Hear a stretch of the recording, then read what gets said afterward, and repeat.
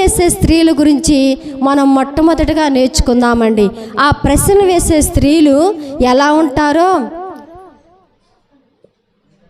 ప్రశ్నలు వేసే స్త్రీలు ఎలా ఉంటారో మొట్టమొదటిగా చూసుకున్నట్లయితే 1వ రాజుల గ్రంథములో మనం చూసుకున్నట్లయితే ఇక్కడ ఏలియా ఉండిన దినముల్లో కరువు వచ్చేసింది.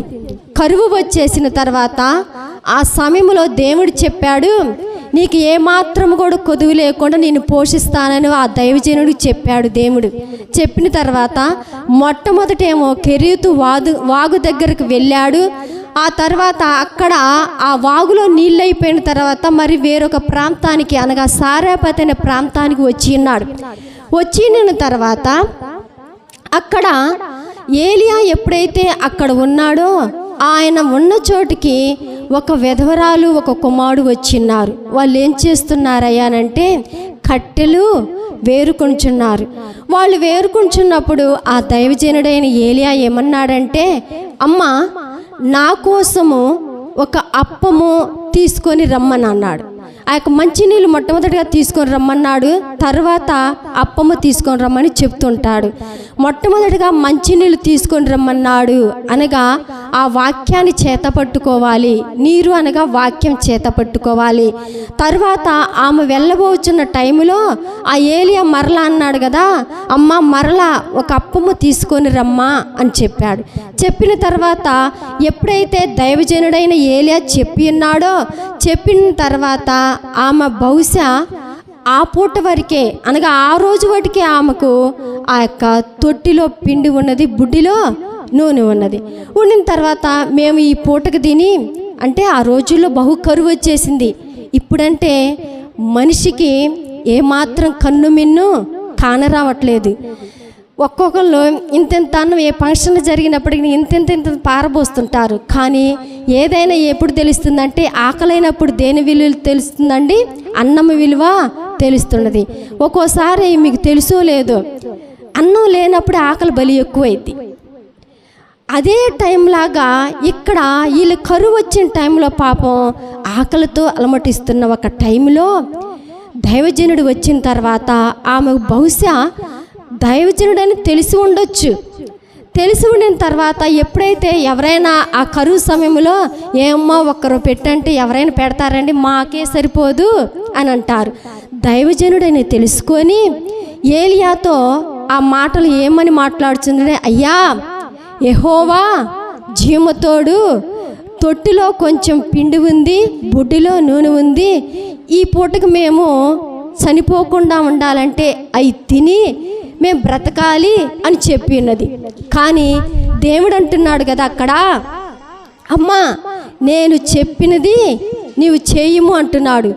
చేయమనిన తర్వాత దేవుడు మాట ప్రకారం నేను పోషిస్తానని చెప్పిన మాట ప్రకారము ఆమె ఎప్పుడైతే దేవుడు ఏలియాని ఆమె ద్వారా పోషించటం చూసి మొట్టమొదటిగా ఆమె తెచ్చిన ఒక అప్పము మంచినీళ్ళని బట్టి దేవుడు ఎన్ని సంవత్సరాలు ఆమె కరువు లేకుండా చేశాడంటే ఆ యొక్క ప్రదేశంలో 3.5 సంవత్సరాలు కరువు లేకుండా ఉంటే తరుగు లేకుండా చేశాడు. గట్టిగా చెప్పట్లండి. అది మనము దైవజనుడికి ఏదైనా కొంచెం ఇచ్చామనుకోండి, మన జీవితంలో కొదువంటూ ఉండనే ఉండదు. హల్లెలూయా. మొట్టమొదటిగా ఆమె తెచ్చింది ఎంత అండి, ఒక అప్పము, ఒక చెంబుడు మంచినీళ్ళు కావచ్చు. ఇవి తీసుకొచ్చి ఎప్పుడైతే దైవజనుడికి ఇచ్చిందో ఆ దైవజనుడికి ఇవ్వటం వల్ల ఆ కరువు కాలం అంతా కూడా దేవుడు ఆమెను పోషించున్నాడు. పోషించిన తర్వాత అక్కడ ఉంటుంది, ఏమని ఉంటుందో తెలుసా, యెహోవా దైవజనుడైన ఏలియా మాట ప్రకారము ఆ యొక్క బుడ్డిలో నూనె అయిపోలేదు, తొట్టిలో పిండి అయిపోలేదని అక్కడ లేఖనం ద్వారా సెలవిచ్చిన్నాడు. ఇప్పుడు ఏమో తినుకుంటూ వచ్చింది. వచ్చిన తర్వాత ఒక్కో రోజంట ఆమె కుమారుడు ఏమై ఉన్నాడో అక్కడ ఒక్కసారి చూస్తే 17వ అధ్యాయము 1వ రాజుల గ్రంథము 17వ వచనములో చూసుకున్నట్లయితే ఆమె కుమారుడు రోగి అయి ఉన్నాడట. చూడండి. అటు తర్వాత ఆ ఇంటి యజమానురాలైన ఆమె కుమారుడు రోగి అయి ప్రాణము నిలువజాలనంత వ్యాధి గలవాడైనను ఆమె ఏలియాతో, ఈ మాటలు అండర్లైన్ చేసుకోండి, ప్రశ్నలు వేసే స్త్రీలు కాబట్టి ఈ మాటలు అండర్లైన్ చేసుకోండి. ఆమె ఏలియాతో, దైవజనుడా, నా యొద్దకు నీవు రాని నిమిత్తమేమిటి, రావ నిమిత్తమేమిటి? నా పాపమును నాకు జ్ఞాపకము చేసి నా కుమారుని చంపుటకై నా యొద్దకు వచ్చితివా అని మనవి చేయగా. ఇది దైవజనుని అడుగుతున్న ఒక ప్రశ్న. ఈ స్త్రీ ఎలాంటి ఆమె అండి? ప్రశ్నలు వేసే స్త్రీ. ఎవరికి ప్రశ్న వేస్తుంది? దైవజనుడైన ఏలియాకు ప్రశ్నలు వేస్తుంది. ఈనాడు చాలామంది అలాగునే ఉన్నారు.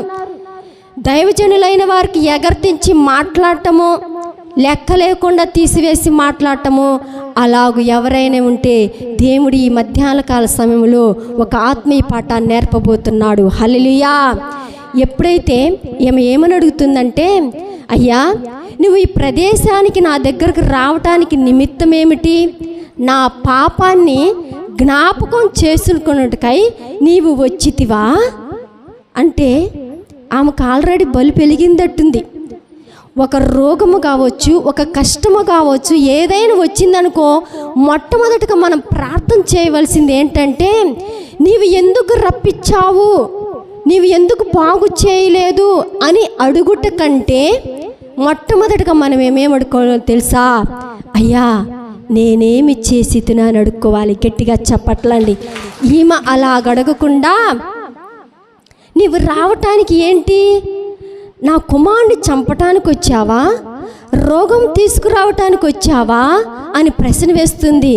బహుశా అలాంటి వాళ్ళు ఎవరైనా ఉంటే మన జీవితంలో ఏదైనా కష్టము కానీ, ఏదైనా దుఃఖము కానీ, ఏదైనా నష్టము కానీ వచ్చినప్పటికీ మనము ఒకవేళ ఈ స్త్రీలాగా ప్రశ్న వేస్తున్నామా? అయ్యా, నాకెందుకు రప్పించావు ఈ రోగము, నాకెందుకు రప్పించావు ఈ కష్టము, ఎందుకు రప్పించావు ఈ దుఃఖము ఒకవేళ అడుగుతున్నావా? నువ్వు ప్రశ్న వేసే స్త్రీవి. హల్లెలూయా. అలాగ ఎవరు కూడా అడగకూడదండి. ఒక్కోసారి 3 విధాలుగా మనకు శ్రమలు వస్తుంటాయి. మొట్టమొదటిగా మన పాపాన్ని బట్టి, ఒక్కోసారి దేవుడు ఆ యొక్క అపవాది శోధనలో ఏదైనా మనం ఇరుక్కుపోయి పాపము గుండా వెళ్తున్నప్పుడు వచ్చే కష్టాలు ఉంటాయి, శోధించే ఉంటాయి. ఒక్కోసారి దేవుడు పెట్టే పరీక్షలు ఉంటాయి. హల్లెలూయా. అలాంటి వాటిని బట్టి మనము ఈ ప్రశ్నలు వేసే స్త్రీలాగా ఏమాత్రము కూడా పాపము జ్ఞాపకం చేసుకున్నట్టుకై ఈ యొక్క ప్రదేశానికి వచ్చి నా కుమారుడికి వ్యాధి గలదైన ఒక రోగాన్ని రప్పించావా అని ప్రశ్న వేస్తుందండి. అలాంటి ప్రశ్న బట్టి ఆ ప్రశ్న అడుగుట కంటే, దేవా, నేనేమి చేశాను ప్రభా అని అడిగితే ఎంతో మంచిది అంటున్నాడు. హల్లెలూయా. ఎప్పుడైతే ఆ మాట అనిన తర్వాత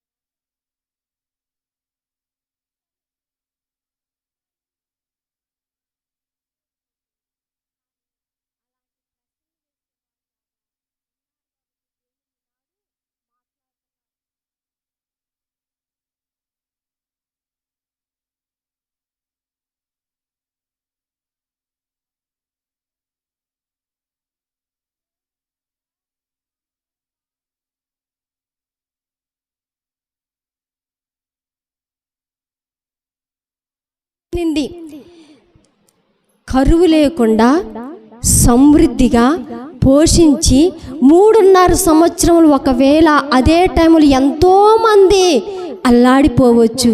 కానీ దైవజనుడు చేర్చుకోవటం వల్ల ఆమె జీవితంలో ఏమాత్రం కరువు వచ్చిందా అండి? కరువు రాలేదు. కరువు రాకపోయేసరికి హాయిగా ఎంతో చక్కగా తినిన తర్వాత ఒక్క రోగము వస్తే వెంటనే బయటపడింది. హల్లెలూయా. ఈనాడు మనము కూడా మేళ్ళు పొందుకుంటూ ఒక్క కష్టం వచ్చినప్పుడు ఇంకేమిలే వాళ్ళు గుడికి ఎందుకులే వెళ్ళేది, చర్చికి పోతాము అని అంటారు. అలాంటి వాళ్ళు తయారయ్యారు. కానీ ప్రశ్నలు వేసుకున్నట కంటే ప్రాధేయ ప్రార్థన చేస్తే ఎంతో మంచిది. గట్టిగా చెప్పట్లండి. ఎప్పుడైతే అక్కడ ఏలియా ఏమీ అనలేదు. కానీ ఆ కుమారుని తీసుకెళ్ళి ఒక గదిలోనికి తీసుకెళ్ళి ఆ యొక్క ప్రార్థన చేసి చేయి మీద చేయి, ముఖం మీద ముఖము, ఆ యొక్క అన్నీ చేసి ఆ యొక్క మంచం మీద ఎప్పుడైతే అలాంటి ప్రక్రియ అక్కడ ఉంటుంది, చేసిన తర్వాత ఆ కుమారుడు బాగైపోయాడు. గట్టిగా చెప్పట్లండి. మన జీవితంలో పాపాన్ని బట్టి వచ్చే ఓ రోగాన్ని కూడా దేవుని ప్రశ్న వేయకూడదండి. అందుకని దేవుడు మాట్లాడుతున్నాడు. ఒకవేళ మనకొచ్చే ఇబ్బందులు బట్టి ఒకవేళ మాట్లాడుతుంటే ఈనాడే క్షమాపణ అడుక్కోవాలి. హల్లెలూయా. ఏ విషయంలో ఎందుకు ఇలా జరిగింది అని యేసయ్యను అడగకూడదు. ఒక పాట యోసన్న గారు కూడా రాశారు. ఎందుకు ఇలా జరిగిందని అడిగే అర్హత మనకు లేదట. ఏ టయాన్ని ఏది జరగాలో, ఏ సమయానికి ఏది జరగాలో దేవుడు అలా జరిగిస్తూనే ఉంటాడు. మనం ఎంత కలవరపడినప్పటికీ, ఎంత టెన్షన్ పడినప్పటికీ జరగాల్సింది జరుగుతూనే ఉంటుంది, తప్పించేది తప్పిస్తానే ఉంటాడు. అలాంటి దాన్ని బట్టి మనం ఎప్పుడు కూడా ఈ స్త్రీ ప్రశ్న వేసినట్లుగా అలాగ ఎవ్వరు కూడా వేయకూడదని దేవుని పేరిట మనం చేస్తున్నాను. హల్లెలూయా. రెండవ స్త్రీని కూడా చూసుకున్నట్లయితే ఇక్కడ ఈమె దైవ భక్తురాలైన ఒక స్త్రీ అట. అదే 2వ రాజుల గ్రంథంలో ఉంటుంది. ఆ 2వ రాజుల గ్రంథంలో ఘనురాలైన ఒక స్త్రీ, ఈ ఘనురాలైన స్త్రీ కూడా ఈమె కూడా దైవజనులకి ప్రశ్న వేసిందంట.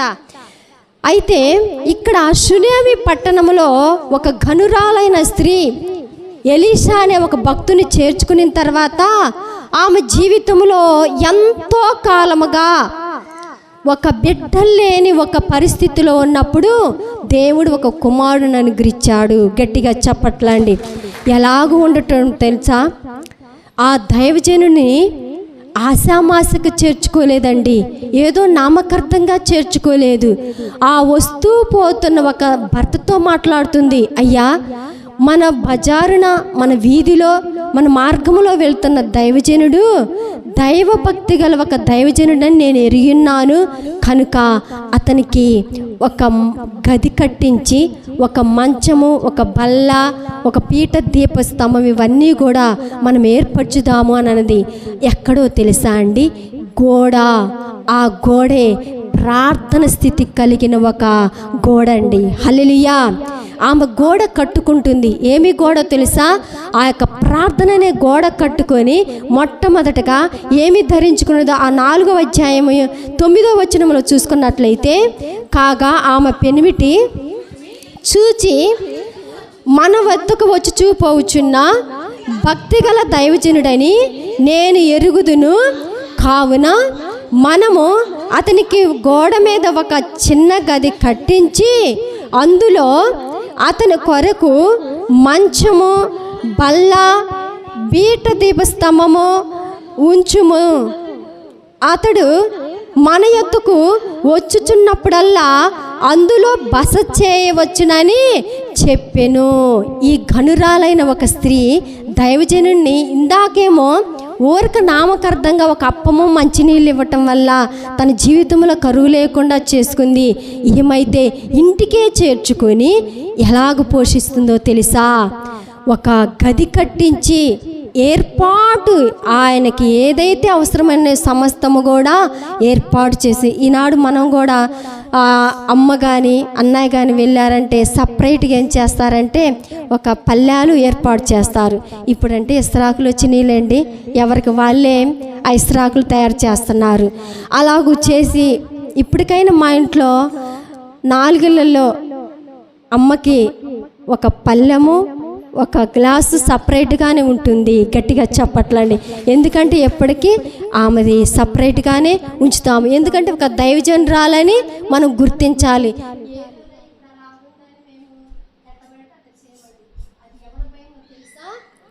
దేవుని భయం. మనం భయం కలిగి చేస్తేనే దేవుడు మనల్ని ఆశీర్వదిస్తాడు. ఆ గనురాలైన ఒక స్త్రీ ఎలీషా అనే ఒక భక్తుని ఏ రీతిగా చూసిందో అదే రీతిగా మనం చూడాలి. ఎవరిని కూడా తీసివేయకూడదు. తర్వాత ఏమో తీసివేయకుండా మంచిగా చూడటం వల్ల ఆమె జీవితంలో ఏదైతే కొదువుగా కరువుగా ఉన్నదో దేవుడు ఆ ఎలీషా భక్తుని ద్వారా ఆ యొక్క మాట ప్రకారము, అమ్మా నీకేమి కావాలనంటే నాకు అన్నీ ఉన్నాయి అని చెప్పగానే పక్కనున్న గెహాజీ అంటాడు, ఈమెకు కుమారుడు లేడు అని తెలియపరుస్తాడు. ఆ ఎలీషా భక్తుడు ఏమంటాడో తెలుసా?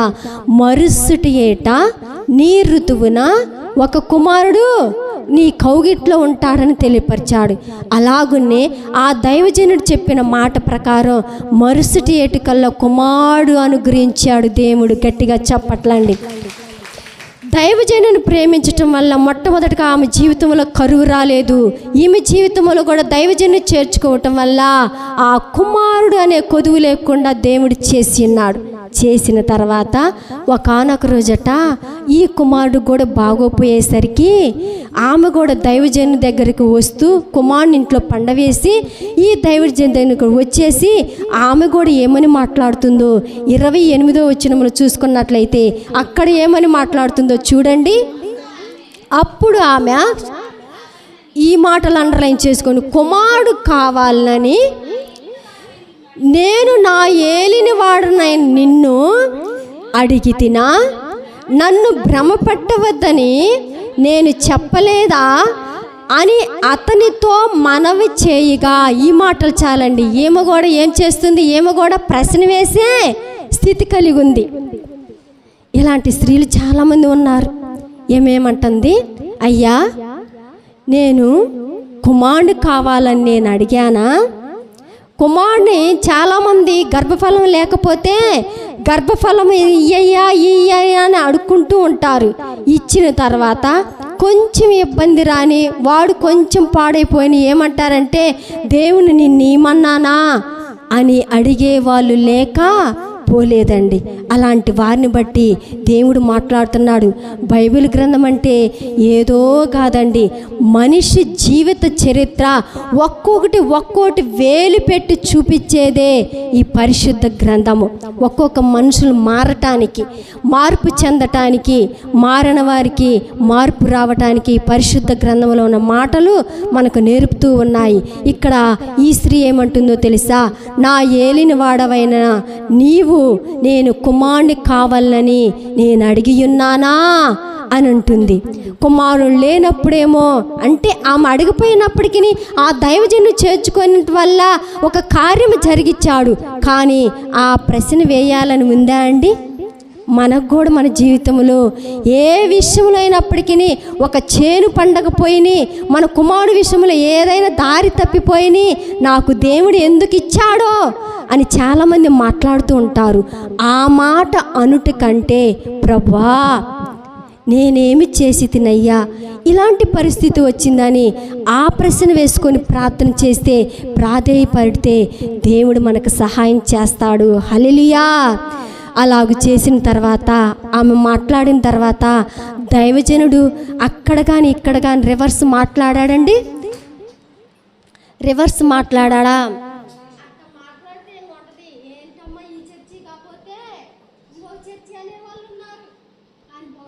మాట్లాడలేదేమో ఎలీషా గారు.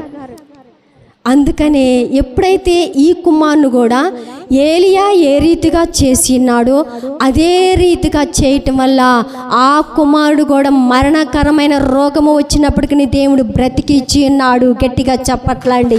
ఎందుకో తెలుసా, మన జీవితంలో ఒక కార్యం జరిగించాలంటే ఒక కష్టము రావాలి అని అంటే ఆ కష్టము తొలగించి వచ్చిన తర్వాత మనకి ఆ యొక్క ఉన్నతమైన స్థానం వస్తుంది. యేసోబుని ఖైదీల్లాగా ఒక గోతిలో వేశారు, ఖైదీల్లాగా చెరసాల్లో వేశారు. అయినప్పటికీ నన్ను ఎందుకు ఇలాగ చేసావయ్యా అని ప్రశ్న వేశాడని అక్కడ రాయబడి ఉందండి? ఎక్కడ కూడా రాయబడలేదు. అడగలేదు కాబట్టి దేవుడు అన్నీ చోట్ల తప్పించుకుంటూ వచ్చి అతనికి సహాయం చేస్తూ అధిపతినిగా హెచ్చించాడు. హల్లెలూయా. మనకు కూడా మన జీవితంలో అన్నీ తప్పించుకుంటూ వస్తున్నప్పటికీ ప్రశ్న వేసే స్థితిగా ఉంటే దేవుడు ఈ క్షణమే అలాంటి మనసు తీసివేసుకోమని తెలియపరుస్తున్నాడు. హల్లెలూయా. అయితే ఇక్కడ ఈ స్త్రీ ఇలాగ మాట్లాడింది, మరలా ఇంకొక స్త్రీ కూడా అలాగనే మాట్లాడిందంట. ఇక్కడ కరువు జీవితంలో పోషించిన తర్వాత అక్కడ సహాయం చేశాడు, ఇక్కడ కూడా కుమారులు లేని జీవితంలో సహాయం చేసిన తర్వాత ప్రశ్న వేసింది. ఇక్కడ కూడా ఒక స్త్రీ అట రోగము వచ్చి ఆయన చనిపోయిన స్థితిలో ఉన్నప్పుడు ఆ మార్త అనే ఒక స్త్రీ కూడా ఏమని మాట్లాడుతుందో యోహాను సువార్త 11వ అధ్యాయము 32వ వచనంలో చూసుకున్నట్లయితే ఇక్కడ లాజరు, మరియా, మార్త అనే కుటుంబాన్ని దేవుడు బహుగా ప్రేమించాడట. ప్రేమించిన తర్వాత ఆ ప్రేమించటం వల్ల వీళ్ళు కూడా ప్రేమించారు. ఆ ప్రేమ కాస్త ఇక్కడ ఏమైపోయిందంటే ఒకానొక టైంలో రోగముగా అతడు చనిపోయాడు. ఇప్పుడు దేవుణ్ణి వెంబడించే వాళ్ళకి కష్టాలు రావంటారండి? వస్తాయి. కానీ ఆ కష్టాలను బట్టే ఇక్కడ ఈ బైబిల్ చరిత్రలో ఆ ఇద్దరు స్త్రీలు ఎక్కారంటే దేవుడు చేసిన కార్యాలు బట్టి వాళ్ళు ఎప్పుడైతే అలాగ మాట్లాడి అలాగ చేయటం వల్ల వాళ్ళు బైబిల్ గ్రంథంలోనికి ఎక్కాడు. ఇక్కడ కూడా ఈ మార్త ఏమని మాట్లాడుతుందో 11వ అధ్యాయం 32వ వచనంలో చూసుకున్నట్లయితే, అంతటా మరియా యేసు ఉన్న చోటుకు వచ్చి ఆయన్ను చూచి ఆయన పాదాల మీద పడి, ప్రభువా, నీవిక్కడ ఉండిన ఎడల నా సహోదరుడు, యోహాను సువార్త 11:22 వచనమ్మ, మార్త ప్రభువుతో, మార్త 21 యేసుతో, ప్రభువా, నీవిక్కడ ఉండిన ఎడల నా సహోదరుడు చావకుండెను. ఇక్కడ మార్త ఎలాగడుగుతుందంటే 11వ అధ్యాయం 21వ వచనంలో ఏమని మాట్లాడుతుందంటే, లాజరు చనిపోయాడు, 4 దినాలు ఆ యొక్క సమాధిలో పెట్టిన తర్వాత యేసు ప్రభు ఆ వార్త తెలుసుకొని 2 దినాలు ఆలస్యం చేయటం వల్ల ఆయన చనిపోయాడు. మరలా తిరిగి వచ్చిన టైంలో ఈ మార్త ఏమని అంటుందంటే, అయ్యా ప్రభువా, నీవు ఇక్కడ ఉండిన ఎడలా నా సహోదరుడు చనిపోయేవాడు కాదు అని ఒక ధీమాతో అడుగుతుంది, ప్రశ్న వేస్తుంది. అంటే దేవుడు ఎక్కడా లేడండి, మనలోనే ఉన్నాడు. నీవు ఇక్కడ ఉండిన ఎడలా అని అంటే దేవుడు అక్కడ లేడా? ఒకసారి ప్రశ్న వేసుకోవాలి. మన జీవితంలో కూడా చాలామంది అలాగనే అంటారు, నువ్వు ఉంటే నాకు ఈ కష్టాలు వస్తాయా? చాలామంది ఇలాగని అడుగుతుంటారు. అలాంటి వాళ్ళు ఎవరైనా ఉన్నారంటే ఈ మార్త లాంటి వాళ్ళే. హల్లెలూయా. దేవుడు ప్రతి ఒక్క విషయంలో మన జీవితంలో కార్యాలు ఆలస్యం చేస్తున్నాడంటే అవి మంచి కోసమే. గట్టిగా చెప్పట్లండి, అవి మంచి కోసమే అని గ్రహించాలి. మన జీవితంలో దయచూపు వలనని ఆయన ఆలస్యం చేస్తున్నాడని యెషయా గ్రంథంలో దేవుడు తెలియపరుస్తున్నాడు. ఈమె ధీమాగా మాట్లాడుతుంటే దేవుడు అన్నాడు, మరియా, మార్తా, ఇప్పటికైనా నీవు ఏదడిగెన్నో దేవుడు అది నీకు అనుగ్రహిస్తానని తెలియపరిచాడు. ఇక్కడ మార్త జీవితం ప్రశ్న వేసే స్థితిలాగా ఉంది. తరువాత ఆ యొక్క ఇద్దరు స్త్రీలు కూడా ప్రశ్నలు వేసి అలాగుండిపోయినారు. కానీ మరియ మాత్రము ప్రశ్నలాగా అడిగినప్పటికీ ఆమె ఎలాగూ ప్రాధేయపడిందో అదే ఆ యొక్క 32వ వచనంలో చూసుకున్నట్లయితే, అంతట మరియా యేసు ఉన్న చోటుకు వచ్చి ఆయన చూచి ఆయన పాదాల మీద పడి, ప్రభువా, నీవు ఇక్కడ ఉండిన ఎడల నా సహోదరుడు చావకుండుననెను. ఆమె ఏడ్చుటయు ఆమెతో కూడా వచ్చిన యూదులు ఏడ్చుట చూచి యేసు చూచి కలవరపడి ఆత్మలో మూలుగుచు అతని ఎక్కడ ఉంచిరని అడుగుగా, వారు ప్రభువా వచ్చి చూడమని ఆయనతో చెప్పెను. యేసు కన్నీళ్లు విడిచెను. గట్టిగా చెప్పట్లండి, ఈ మాట కావాలి. మార్త అయితే, ఏమయ్యా నువ్వు ఇక్కడుంటే చనిపోకుండా ఉండేవాడే అని ప్రశ్న వేస్తున్నట్టు అక్కడ అడిగింది. మరి అయితే మాత్రము రాగానే ఆ మాటలే మాట్లాడింది, కానీ మొట్టమొదటిగా ఏం చేసిందండి? పాదాల మీద పడింది. ఇది ప్రాధేయపడే ప్రార్థన కావాలి.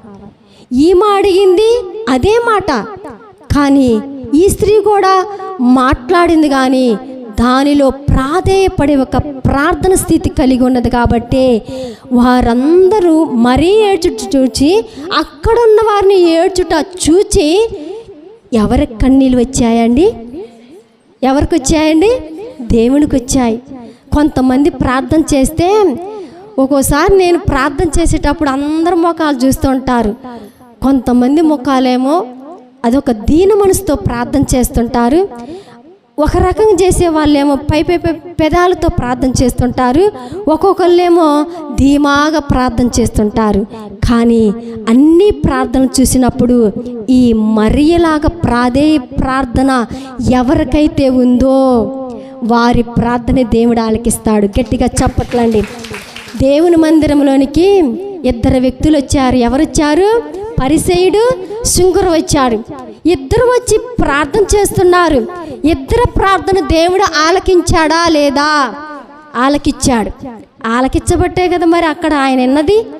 మొట్టమొదటి పరిసయ్యుడు ఏమని మాట్లాడాడండి? అయ్యా, నేను మాత్రం వారానికి 2 సార్లు ఉపవాసం, 2 రోజులు ఉపవాసం ఉంటున్నాను. 10వ భాగం కావచ్చు, ఇంకా అనేక విషయాలు అన్నీ తెచ్చిపెట్టాను, అన్నీ చేశాను. మరలా ఈ శుంకర్ లాంటి వాడిని కాదయ్యా అని ఎలాగ ప్రార్థన చేస్తున్నాడంటే గర్వంతోటి ప్రార్థన చేస్తున్నాడు.